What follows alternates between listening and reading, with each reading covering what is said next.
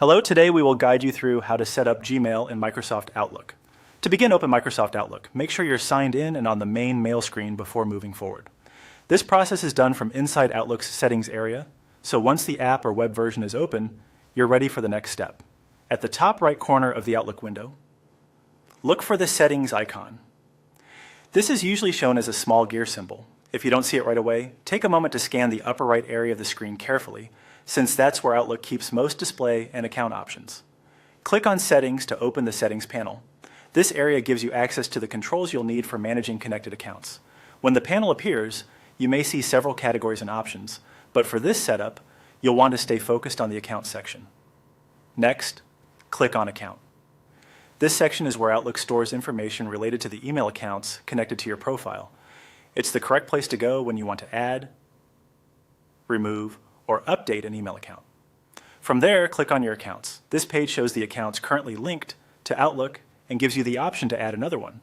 If you already have one or more accounts listed, that's completely normal. You're simply adding Gmail alongside them. Now click on Add Account.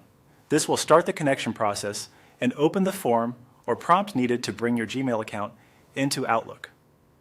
Outlook is designed to guide you through most of this automatically, which helps make setup easier.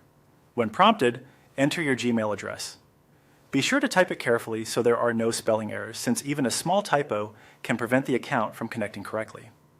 If you're following along for practice or demonstration purposes, use a sample Gmail address rather than any private information.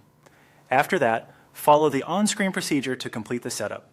Outlook may redirect you to a Google sign-in page, ask you to confirm permissions, or request that you approve access so the two services can work together. Read each prompt carefully and continue through the steps until the account is successfully added. Once finished, Outlook should begin syncing your Gmail messages and folders. Depending on your connection and account size, this may take a few moments.